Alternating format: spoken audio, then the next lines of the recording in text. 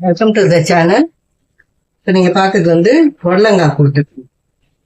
புடலங்காய் கூட்டுக்கு வந்து கடலைப்பருப்பு வேக வச்சு எடுத்துக்கிட்டேன். கடலைப்பருப்பு ஒரு பாதி அளவுக்கு வேக வச்சு எடுத்துட்டு இதில் வந்து ஒரு வெங்காயம், பெல்லாரி வெங்காயம், ஒரு சின்ன தக்காளி போட்டுட்டு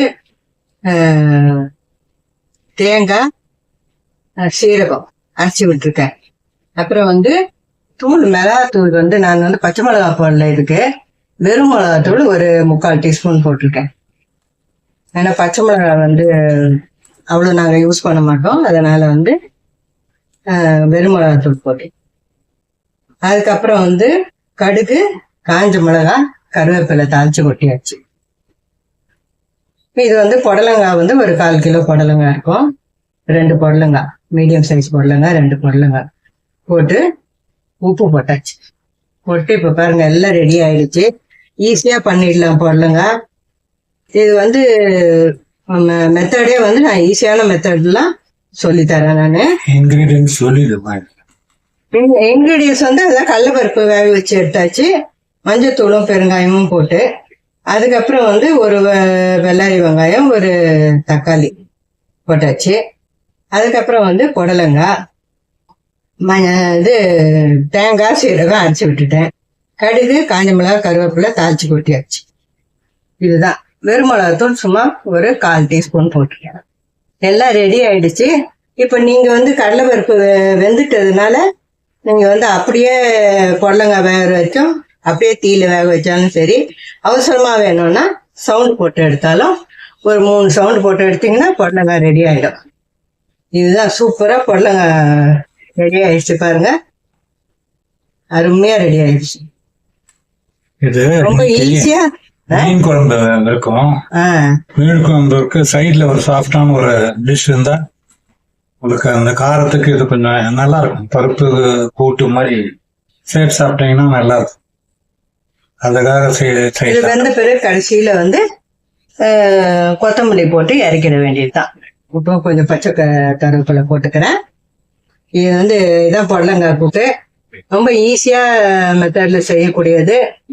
இதை இன்கிரீடியன்ஸ் எல்லாம் நான் போடும்போதே சொல்றேன். நான் அதை நீங்க பார்த்துட்டு நீங்க செய்ய வேண்டியதுதான். ரொம்ப ஈஸியான மெத்தடு, ரொம்ப டேஸ்டியா இருக்கும். அது ரொம்ப முக்கியம், ரொம்ப டேஸ்டியா இருக்கும். இதுதான். இப்போ மீன் குழம்பு வைக்க போறேன், அது காட்டு.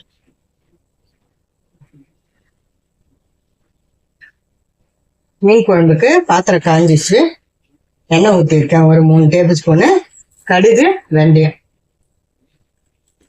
பொடியிட்டோம்.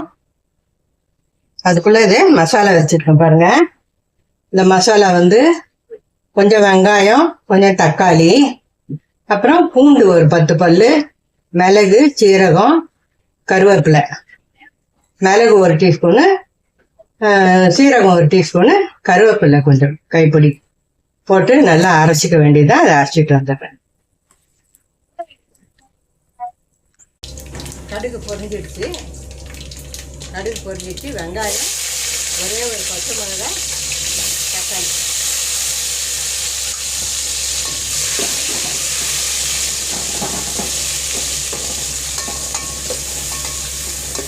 வதங்கட்டும்.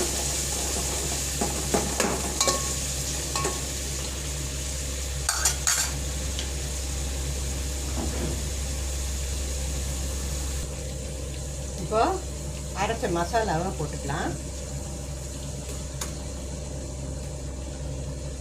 நான் வறுக்கிறதுக்கும் இது வைப்பேன், அதனால கொஞ்சம் நிறுத்தி வைக்கிறேன்.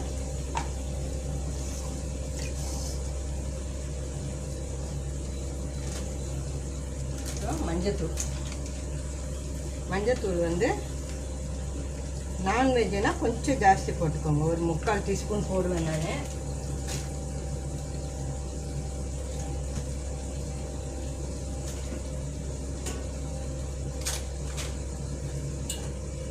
இப்போ வந்து சாமான்லாம் போட்டு அரைச்ச தனியாத்தூள்.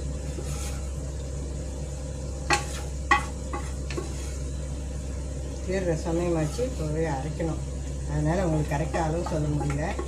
இது உங்கள் அளவுக்கு ஏற்ற மாதிரி போட்டுக்கோங்க. இதை வந்து நான் வந்து 2 டீஸ்பூன் போட்டிருக்கேன். 2 டீஸ்பூனு தனியாத்தூள். சாமான்லாம் போட்டு அரைச்ச தனியாத்தூள். இது வந்து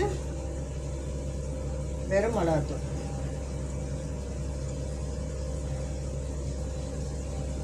வெறும் மிளகாத்தூள் இது ஒரு 2 டீஸ்பூன் போட்டிருக்கேன். ஏன்னா அது கம்மியாக இருக்குது, அதனால். இப்போ உப்பு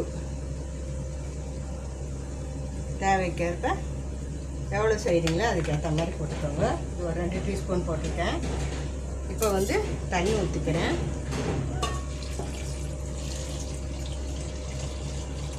தண்ணி ஊற்றிட்டு நல்ல மசாலாவோடு சேர்ந்து இந்த மிளகாத்தூள் தனியாத்தூள் இதெல்லாம் பச்சை வாசனை போகிற வரைக்கும் நல்லா கொதி வரட்டும். சேர்ந்து கொதி வந்து நம்ம புளி ஊற்றிக்கலாம்.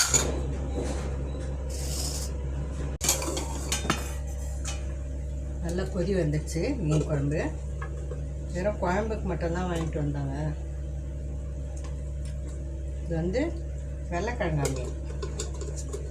இது வந்து நல்லா சூப்பராக இருக்கும்.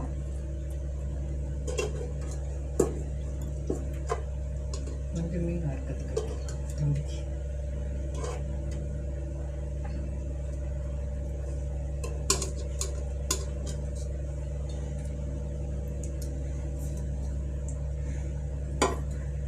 மீன் போட்டுட்டு நல்லா இப்படி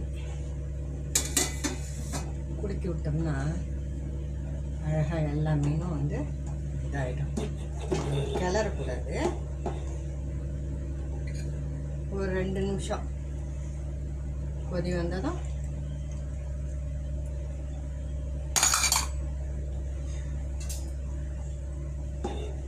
ஒரு 2 நிமிஷம் கொதிச்சா போடுவேன். இந்த மீனுக்கெல்லாம் எல்லாம் சூப்பராக ரெடி ஆகிடும்.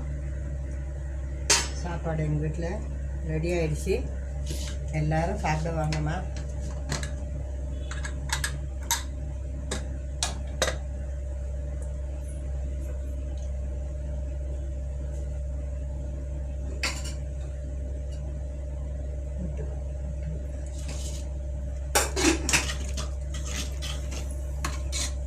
இதெல்லாம் சாப்பாடு வந்து ரெடி ஆகிடுச்சு. சுட சாதம் ரைஸ் குக்கரில் எப்பவும் போல். இப்போ நான் சொன்ன மாதிரி இது பொடலங்காய் கூட்டு அருமையாக இருக்குது பாருங்கள். பொடலங்காய் கூட்டு நான் டேஸ்ட் பண்ணி பார்த்தேன். நல்லா சூப்பராக இருந்தது. நாங்கள் வந்து இன்னும் கொஞ்சம் நேரம் ஆகும், அட்லீஸ்ட் ஒரு 1 hour ஆகும் சாப்பிட்றதுக்கு. கூட்டு ரெடியாக இருக்குது. அப்புறம் சூப்பராக ரெடி ஆகிடுச்சு பாருங்கள். ரசம் இதுதான் வந்து இன்றைய சாப்பாடு எங்கள் வீட்டில். இன்றைய சாப்பாடு ரெடி ஆகிடுச்சு. இந்த வீடியோ உங்களுக்கு பிடிச்சிருக்கோன்னு நம்புகிறேன். ஃபுல்லாக பார்த்துருப்பீங்க. வீடியோ பிடிச்சிருந்தா லைக் பண்ணுங்கள், ஷேர் பண்ணுங்கள், எங்கள் சேனல் சப்ஸ்கிரைப் பண்ணுங்கள். அப்படியே பக்கத்தில் உள்ள பெல் பட்டனை கிளிக் பண்ணிவிடுங்க. தேங்க்ஸ் ஃபார் வாட்சிங்.